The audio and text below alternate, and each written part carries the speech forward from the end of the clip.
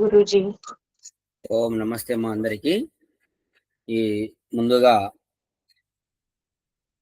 పరమపిత పరమాత్మ సర్వవ్యాపకుడు, సర్వాంతర్యామి, సచ్చిదానంద స్వరూపుడు ప్రార్థన చేద్దాం. భగవంతుని స్వరూపము అత్యంత సూక్ష్మమైనది, అంతటా వ్యాపించి ఉంది. ఆ శక్తి స్వరూపము, ఆ పరమాత్మను ప్రార్థన చేద్దాం. ఓం విశ్వాని దేవ సవితర్ధురితాని పరాశుభా యత్ భద్రం తన్న ఆశుభా. ఓం శన్నో మిత్రః శం వరుణః శం నో భవత్పర్యమా శం న ఇంద్రో బృహస్పతిః శం నో విష్ణురుక్రమః. ఓం శాంతి శాంతి శాంతి.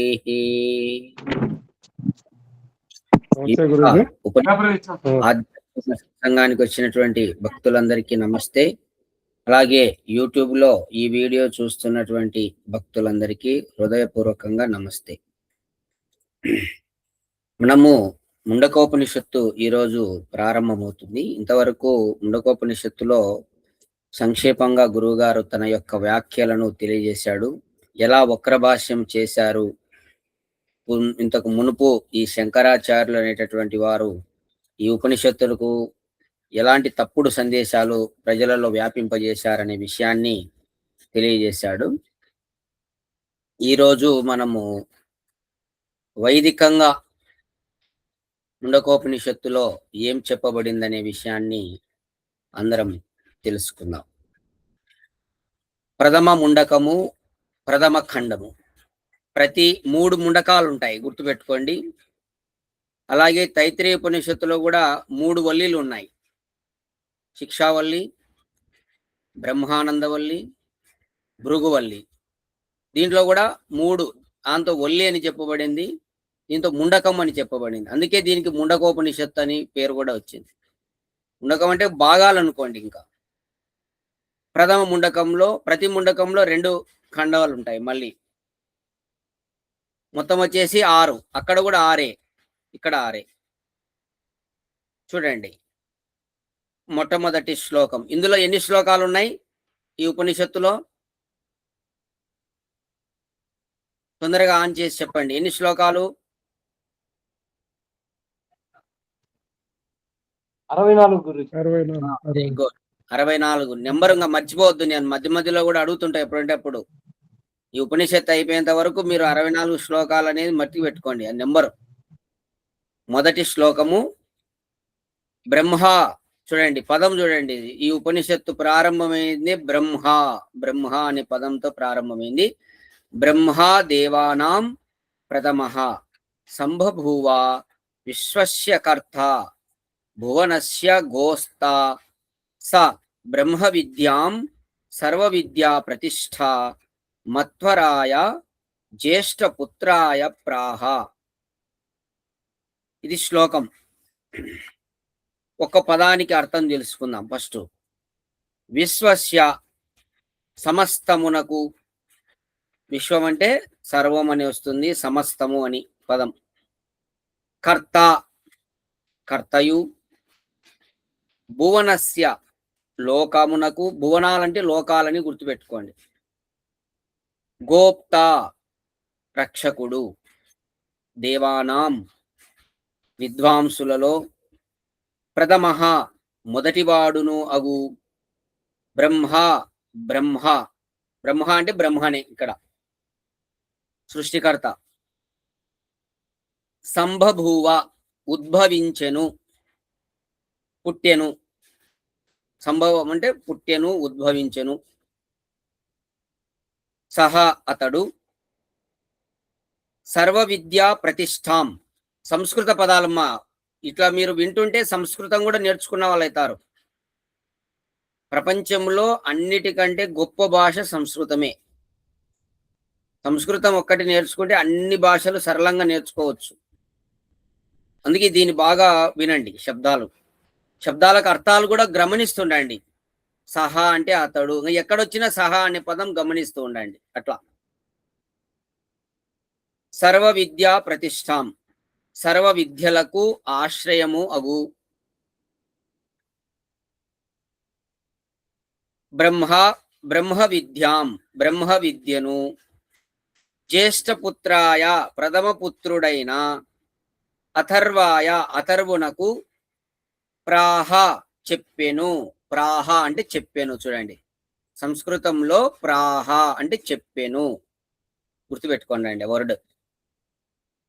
చూడండి, అయితే ఇక్కడ చాలా అద్భుతమైన విషయం ఈ శ్లోకంలో వస్తుంది, గమనించండి. విద్వాంసులలో ముఖ్యుడైన బ్రహ్మనామముతో ప్రసిద్ధుడైన ఒక మహర్షి తన శిష్యులలో ప్రథమముడైన అథర్వమునకు సమస్త విద్యలకు ఆకరమగు బ్రహ్మ విద్యను ఉపదేశించెను.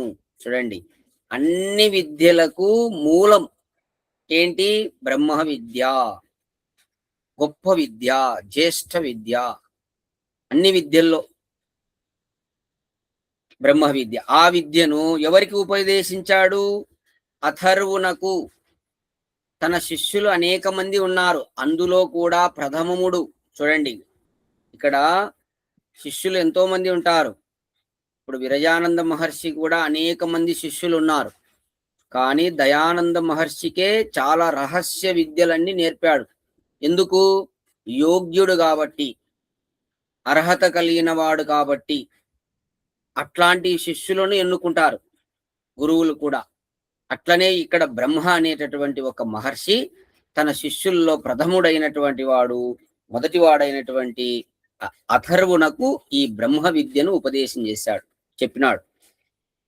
ఇక్కడ బ్రహ్మ విద్యో ఉపదేశకుడుగా వర్ణింపబడిన బ్రహ్మ విశ్వకర్త అనియు, భువనగోప్త అనియు, దేవతలలో ప్రథముడనియు చెప్పబడి ఉన్నాడు. బ్రహ్మకు చెప్పబడిన విశేషణములను బట్టి ఇతడు జగత్కర్త అయిన పరమేశ్వరుడని భ్రమ కలుగుటకు అవకాశం కూడా కలదు, కానీ అట్లు ఎంచరాదు. చూడండి, ఇక్కడ మనకు బ్రహ్మ అన్నప్పుడు గబిక్కిన మనం సృష్టికర్త అని కూడా అనుకుంటాం, కానీ అట్లా కాదంట. బ్రహ్మ అనే పేరు కలిగినటువంటి మహర్షి ఉన్నాడు అని చెప్తున్నాడు ఇక్కడ. నేను కూడా ముందు ఇందాక శ్లోకంలో ప్రథమంగా బ్రహ్మ అంటే సృష్టికర్త అన్నాను, కానీ అది కాదు. ఇక్కడ బ్రహ్మ అంటే స్పష్టంగా వివరణలో చెప్తున్నాడు, ఒక మహర్షి పేరు. ఇప్పుడు మనం కూడా పెట్టుకుంటాం, ఈశ్వరుడు అని పెట్టుకుంటాం. కొంతమంది జగదీశ్వరుడు అని పేరు పెట్టుకుంటారు. అయినంత మాత్రాన అతను సృష్టికర్త అవుతాడా? సృష్టికర్త పేరు కూడా జగదీశ్వరుడు ఉంది, ఉందా లేదమ్మా? అట్లా పరమాత్మ నామాలు చాలా ఉంటాయి. అన్నంత మాత్రాన అన్ని నామాలు మనము ఇక్కడ ఉండేవాడికి వర్తిస్తాయా? వర్తించవు. కాబట్టి ఈ బ్రహ్మకు చెప్పబడిన విశేషణములను బట్టి ఇతడు జగత్కర్త అయిన పరమేశ్వరుడని భ్రమ కలుగుటకు అవకాశం కలదు, కానీ అట్లు ఎంచరాదు. సృష్టికర్తయగు పరమేశ్వరుడు వేరు, ఇక్కడ వర్ణింపబడిన బ్రహ్మ వేరు. అథర్వ వేదమునందు ఉచ్చిష్ట జగ్నిరే సర్వే దివే దేవా దివిశ్రితాహ అని చెప్పబడింది. అంటే అర్థం ఏంటంటే, సూర్యాది సమస్త దేవతలు ఉచ్చిష్టము నుండి జనించిరి అని వర్ణింపబడి ఉన్నది. సృష్టికర్త సృష్టికి అంగము కాక దానిని మించి ఉండును, కావున అతడు ఉచ్చిష్టము అనబడును. ఈ ఉపనిషత్తునందు వర్ణింపబడిన బ్రహ్మ సృష్టిలోని వాడే కాని సృష్టికి మించిన వాడు కాడు, కావున ఇతడు ఒక వేదవేత్త అయిన మహర్షి అని గ్రహింపనగును. అంటే ఈ శ్లోకంలో బ్రహ్మ అనే పదము ఒక మహర్షికని మనం గుర్తుపెట్టుకోవాలి. అది సృష్టికర్త అయిన పరమేశ్వరునికి కాదు అని చెప్తున్నాడు అనమాట. చూడండి, ఈ సృష్టికి మించి ఉన్నాడంట పరమాత్మ. ఈ సృష్టి మనకు ఇది ఉంది కదా, ఈ మనం మీరు రాత్రిళ్ళు కానీ పగులు కానీ ఎప్పుడన్నా ఒక్కసారి అట్లా పైకి మిద్దె పైకి ఎప్పుడో ఒకసారి ఇక్కడ పైకి బాగా పైకి ఎక్కి అట్లా అబ్జర్వ్ చేయండి. ఈ విశాలమైన సృష్టిని ఒకసారి పరిశీలించండి, మీకు అప్పుడు తెలుస్తుంది ఇంత పెద్ద విశ్వాన్ని ఎవరు నడుపుతున్నారు ఏంటి. ఇదే కాకుండా దీనికి మించి ఉన్నాడంట పరమాత్మ.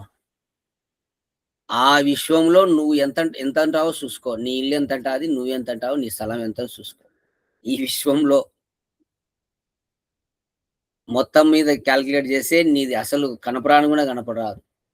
మనకు నక్షత్రాలే సన్నగా కనపడుతున్నాయి, నీ ఇల్లు ఎంత, నక్షత్రాలు సూర్యుని కంటే పెద్దవి.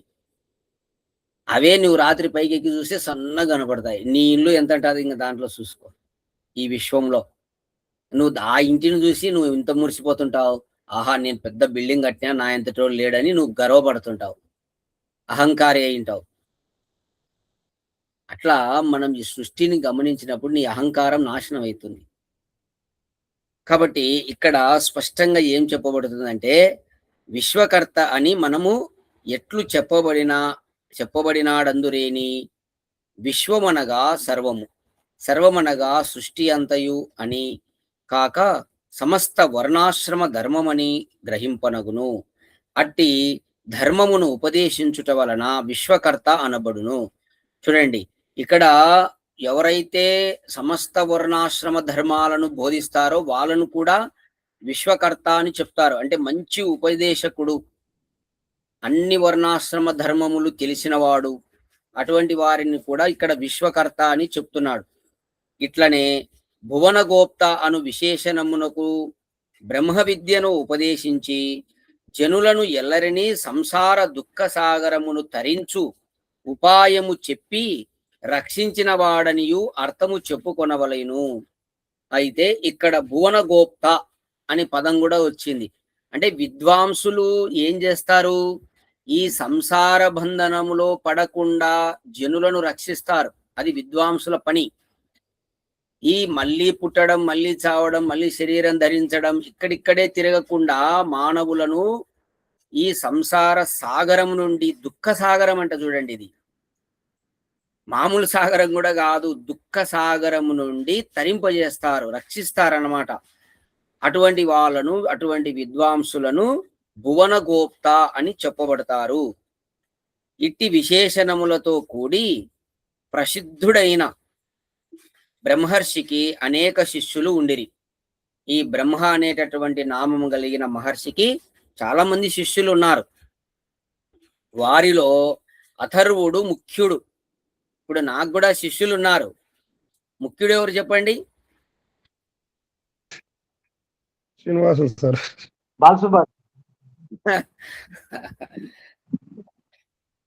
ఏం రామచంద్రారెడ్డి ముఖ్యుడు కాదా? అందరూ ముఖ్యులే గురుజీ. చూడండి, ఇట్లా అరుణమ్మ కాదా, శ్రీనివాస ఆచార్యులు కాదా, అందరూ ముఖ్యులే కదా. అందరూ అందరూ అందరూ ముఖ్యులే. చూడండి, అయితే ఇక్కడ ఆయన అంతమంది శిష్యులు ఉన్నా కానీ ఆయన ఒకరికే కదా గురుజీ చెప్పినది. అదే అన్నమాట. ఇక్కడ ఏందంటే యోగ్యులను ఎంచుకుంటారనమాట. ఏదైనా విద్య, బ్రహ్మ విద్య ఉపదేశం చేయాలంటే అంత ఈజీ కాదు కదా. మనం రకరకాలైనటువంటి ఈ సంసార వ్యామోహాల్లో, విషయవాసంలో మునిగి తేలుతూ పరమాత్మ కొరకు ఏ విధంగా సమయం ఇవ్వకుంటే వాళ్ళని ఎట్లా సెలెక్ట్ చేసుకుంటారు? ఈ బ్రహ్మ విద్యను ఉపదేశం చేయడానికి శిష్యుడు అయిండొచ్చు, కానీ వాళ్ళు ఎంత టైం ఉపయోగిస్తున్నారు, వాళ్ళకి ఎంత భక్తి శ్రద్ధలు ఉన్నాయి పరమాత్మ యందు, అలాగే జ్ఞానం తెలుసుకోవాలని ఎంత జిజ్ఞాస ఉంది, తపన ఉంది, ఇవన్నీ చూస్తారన్నమాట. చూసి వాళ్ళని ఎంకరేజ్ చేస్తుంటారు, వాళ్ళని దగ్గర తీస్తుంటారు, వాళ్ళకు చాలా విషయాలు రహస్యంగా బోధిస్తుంటారు అన్నమాట. ఏదో ఊరికి కొంచెం కొంచెం అప్పుడప్పుడు వచ్చి అట్లా మెరుపు తీగ మాదిరి వచ్చి చూసిపోతుంటారు అనుకోండి, వాళ్ళని ముఖ్యులుగా ఎట్లా పెట్టుకుంటారు? కరెక్టా కాదా? ఏమ్మా?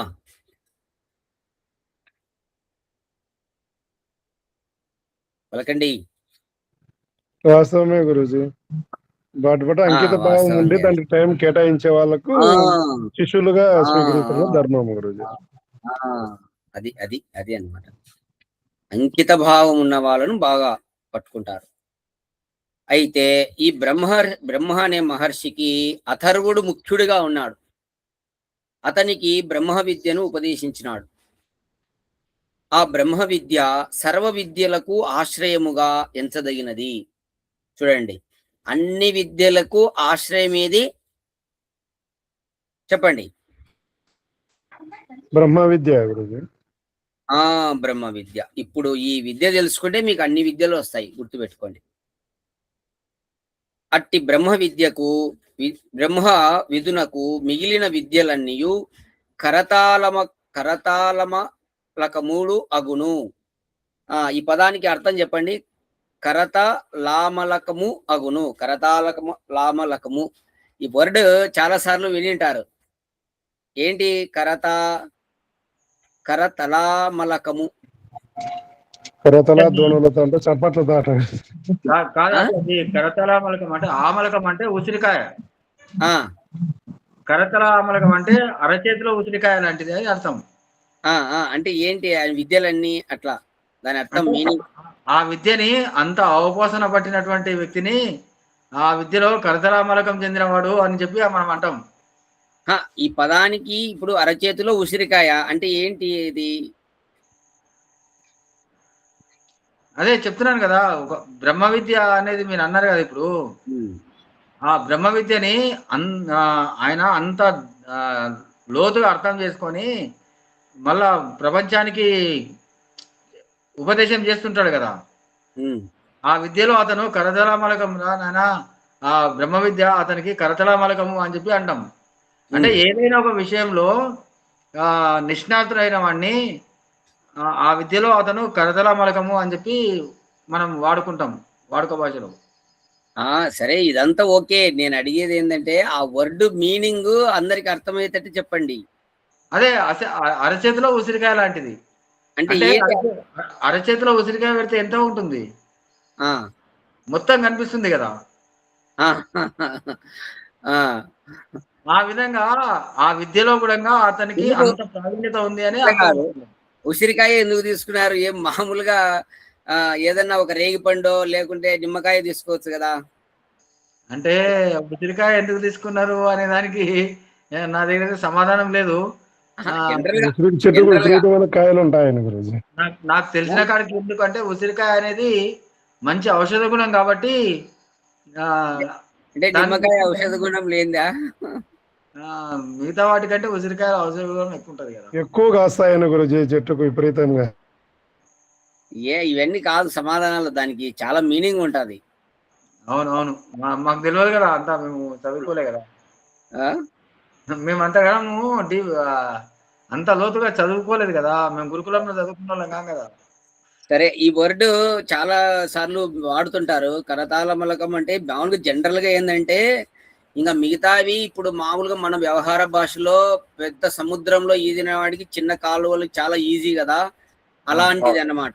అలాంటి వ్యవహారం అనుకోండి ఇది. చిన్న చిన్న కాలువలు వాడు సముద్రం పెద్ద పసిఫిక్ మహాసముద్రంలో ఈదాడు అనుకోండి, అతనికి మన చిన్న ఊర్లో ఉండే చిన్న కాలువలు ఈదమంటే అతను ఎట్లా ఉంటది, ఈజీగా అన్నమాట. అతనికి ఏ కష్టం ఉండదు, హ్యాపీగా ఆ విద్యలో అట్లా మిగతా విద్యలన్నీ సులువు అనమాట. సులువు అనుకోండి ఒక పదం, అది సులభతరంగా వాటిని అధిగమిస్తుంటాడు. రైట్. ఇక్కడ సర్వ విద్యా ప్రతిష్ట అను బ్రహ్మ విద్యా విశేషణము బ్రహ్మ విద్యా ప్రాశస్తమును బోధించుచున్నదని ఎరుంగవలేను. అంటే ఇక్కడ సర్వ విద్యా ప్రతిష్ట అనే పదం ఈ శ్లోకంలో వచ్చింది కదా. ఎందుకు ఆ పదం అలా వచ్చిందంటే దాని యొక్క ప్రాశస్తం అంటే ఏంటి? సర్వ విద్యా ప్రతిష్ట అంటే బ్రహ్మ విద్య అన్ని విద్యల కంటే గొప్పది అని చెప్పడానికి ఆ పదం ఉపయోగించాడంట ఋషి. అన్ని విద్యల కంటే గొప్పది అని చెప్పడానికి సర్వ విద్యా ప్రతిష్ట అంటే అన్ని విద్యల కంటే గొప్పది ఇది బ్రహ్మ విద్య అని దాని యొక్క ప్రాశస్తమును బోధించుచున్నదని మనం ఎరుంగవలేను. ఇక 4 వేదముల అధ్యయనమునర్చిన మహర్షి పూర్వమున బ్రహ్మ అని చెప్పబడుచుండేవాడు. పూర్వకాలంలో బ్రహ్మ అనేది ఇది అందరికి తెలుసు. జనరల్ గా ఆర్య సమాజికులకైతే అందరికి తెలుసు, బ్రహ్మ అంటే 4 వేదాలు చదివినవాడు అని అర్థం. ఈరోజు ఎవరు అసలు వేదాలు వాళ్ళు చదివినారో లేదో కూడా దేవునికి తెలుసు. వాళ్ళు ముందర బ్రహ్మ అని బ్రహ్మర్షి బ్రహ్మశ్రీ చాగంటి కోటేశ్వర అని రాసుకుంటాడు. ఆయన 4 వేదాలు చదివాడు. ఆ పదం అలా కాకుండా ఇంకో విధంగా కూడా చెప్పుకుంటారు. యజ్ఞ బ్రహ్మ అని పెట్టుకుంటారు. యజ్ఞ బ్రహ్మ అనే పదం ఉందిలేండి, వాస్తవంగా ఉంది. అది యజ్ఞ బ్రహ్మ అనే పదం ఉంది, కానీ బిరుదులాగా వాడుకోకూడదు కదా. యజ్ఞ బ్రహ్మ అనేది పరమేశ్వరుడు చెప్పినదే యజ్ఞ బ్రహ్మ. వాస్తవమే, కరెక్ట్. కానీ వేదాల గురించి తెలియని వాళ్ళు కూడా ఎక్కడైనా యజ్ఞాలు చేయించకపోయినప్పుడు యజ్ఞ బ్రహ్మ అని చెప్పుకుంటారు కదా. అంటే ఈ పౌరాణికులు అలా చెప్పుకున్నచ్చు. కాకపోతే ఇప్పుడు మన ఆర్య సమాజికులు వాళ్ళు బాగా చదువుకొని వేదాలంటే తెలుసు, మంత్రం తెలుసు, ఇవన్నీ తెలుసు కాబట్టి అభ్యాసం చేసినటువంటి పండితులే యజ్ఞ బ్రహ్మ అవుతారు. ఊరికి ఏదో అప్పుడొకసారి ఇంట్లో యజ్ఞం చేసుకునే వాళ్ళు యజ్ఞ బ్రహ్మలు అవుతారా? కాలేరు కదా. నిత్యాగ్నిహోత్రి యజ్ఞ బ్రహ్మ కాలేడు కదా. ఇప్పుడు ఎక్కడైనా కానీ ఒక సంస్కారం చేయాలి, ఒక పెళ్లి చేయాలి, అటువంటి చోట యజ్ఞ బ్రహ్మని చేసేది. ఇప్పుడు శ్రీనివాస సారు ఇంట్లో యజ్ఞం చేస్తుంటాడు అనుకోండి, ఆయన యజ్ఞ బ్రహ్మ ఎప్పుడే అవుతాడా? కాలేడు. చాలా దానికి కూడా ఎంతో ఎలిజిబిలిటీ కావాలి, సంపాదించుకున్నాకనే యజ్ఞ బ్రహ్మలు అవుతారు. యజ్ఞ బ్రహ్మ, ఋత్విజుడు, ఇట్లా హోత, ఇవన్నీ ఉంటాయి యజ్ఞం చుట్టూ. యజ్ఞ యజమాని. కాబట్టి అది వేరు. ఇక్కడ బ్రహ్మ అంటే మామూలుగా మనకు 4 వేదములను అధ్యయనం చేసినటువంటి వారిని పూర్వకాలంలో బ్రహ్మ అని అనేవారు. అది గుర్తుపెట్టుకోండి అండి అందరూ. చూడండి, ఈ శ్లోకంలో ఎంత అర్థం ఉందో చూడండి. ఒక శ్లోకంలోనే ఎంత అర్థం మనం తెలుసుకున్నామో చూడండి. ఇక 2వ శ్లోకము చూద్దాం.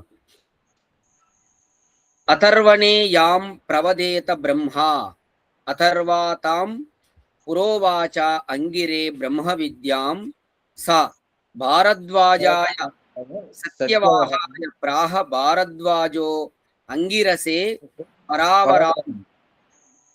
ఇది 2వ శ్లోకము. చూడండి, దీని యొక్క ఒక్కొక్క పదానికి సంస్కృత పదాలకు అర్థం తెలుగులో తెలుసుకుందాం. బ్రహ్మ, చతుర్వేద విధుడైన బ్రహ్మ. ఇక్కడంతా బ్రహ్మ అన్నప్పుడు చూడండి, పరమేశ్వరుడు కాకుండా ఈ బ్రహ్మ అనేటటువంటి ఋషి, ఆ ఋషి పేరు ఇక్కడ మనం అర్థం చేసుకోవాలి. చతుర్వేద అంటే 4 వేద విధులు. 4 వేద విధుడు అంటే ఏది? చదివినవాడు, తెలుసుకున్నవాడు. అటువంటి బ్రహ్మ. యాం బ్రహ్మ విద్యాం, ఏ బ్రహ్మ విద్యను, అథర్వణే అథర్వునకు, ప్రవదేత చెప్పునో, తాం ఆ విద్యను, అథర్వ అథర్వుడు, అంగిరే అంగిరసునకు, పురా ముందుగా, ఉవాచ ఉపదేశించెను, సహా ఆ అంగిరసుడు, భారద్వాజాయ సత్యవాహాయ భారద్వాజుడైన సత్యవాహునకు, ప్రాహ చెప్పెను. భారద్వాజ ఆ సత్యవాహుడు, అంగిరసే అంగిరసునకు, పరావరాం ముందు వారి నుండి వెనుక వారికి పరంపరగా లభించిన ఆ బ్రహ్మ విద్యను బోధించెను. అంటే ఇది ప్రాసెస్ ఎట్లా వచ్చింది, ఈ బ్రహ్మ విద్యను ఎలా బోధించాడనేది చెప్తున్నాడు. ఫస్ట్ బ్రహ్మ నుండి అథర్వణుడు అంటే అథర్వుడు, అతని నుండి అంగిరసుడు, అతని నుండి సత్యవాహుడు, అతని నుండి అంగిరసుడు క్రమముగా బ్రహ్మ విద్య అభ్యసించిరని తాత్పర్యము. చూడండి, ఈ విధంగా విద్య బ్రహ్మ నుండి మొదలుకొని ఇట్లా వచ్చిందనమాట. ఇక్కడ అథర్వుడు, అథర్వణుడు అని 2 విధములుగా ఈ పదం వ్యవహరింపబడును.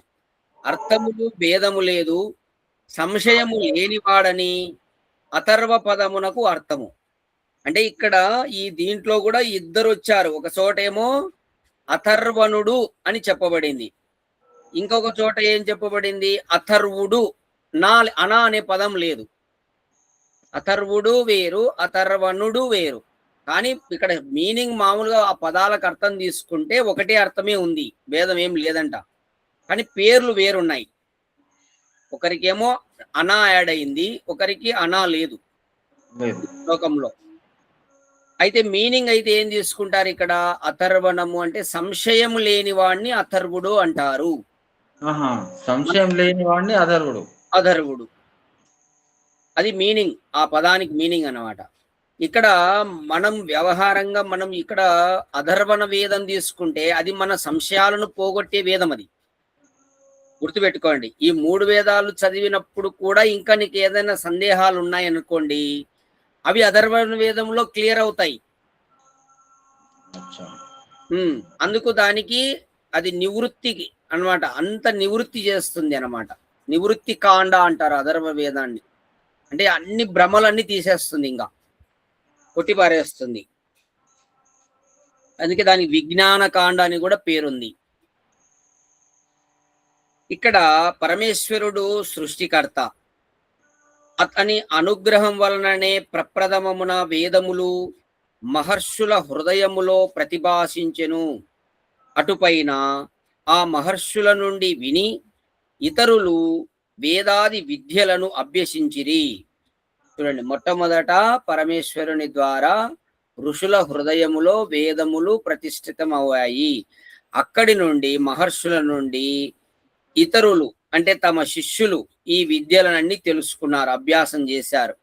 ఇట్లనే సమస్త విద్యలు లోకంలో వ్యాపించినవి. ఇది గుర్తుపెట్టుకోండి మా. ఇప్పుడు లోకంలో ఎక్కడైనా విద్యలు కనపడుతున్నాయంటే ఇవన్నీ కూడా పూర్వ సృష్టి ఆదిలో బ్రహ్మ నుండి మహర్షుల నుండే వచ్చినాయి. ఏవైనా సరే ఎవరు ఇప్పుడు సొంతంగా ఏ విద్య ఎవరు కనిపెట్టింది కాదు. ఇది ఎవరి చేత కూడా కాదు. ఎవరు ఇప్పుడు రైట్ బ్రదర్స్ విమానం కనిపెట్టాడంటే అంత సీన్ లేదు. ఎవ్వరికి, అతనికే కాదు ఎవరికి లేదు. పూర్వము మహర్షులు, సృష్టి ప్రారంభమున మహర్షులు పరమేశ్వరు నుండి వేద జ్ఞానమును పొంది అక్కడి నుండి ఈ వేదాలన్నీ వచ్చాయి.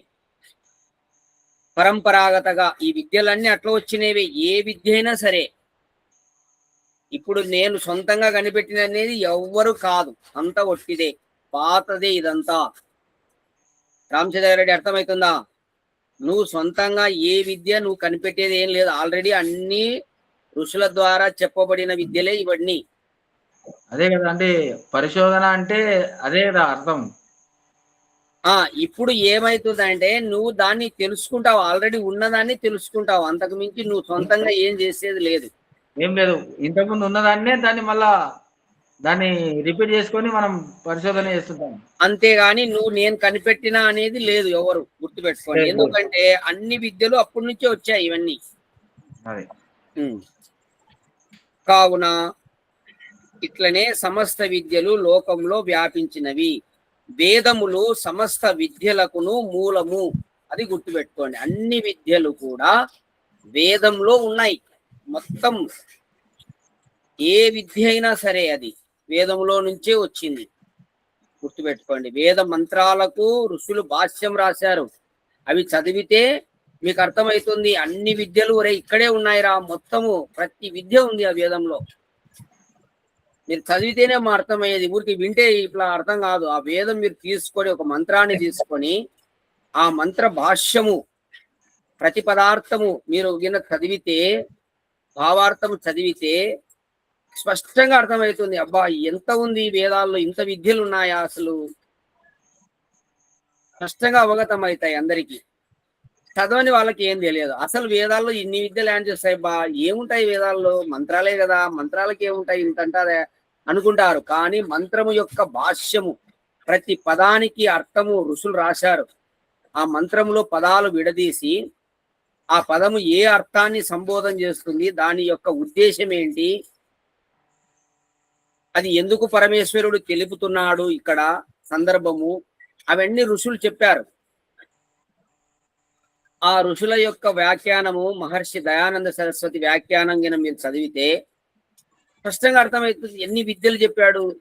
ఇప్పుడు మనం ఋగ్వేదాది భాష్య భూమిక చెప్తున్నాం కదా, ఆ విద్యలన్నీ ఉన్నాయి దాంట్లో చెప్తాడు.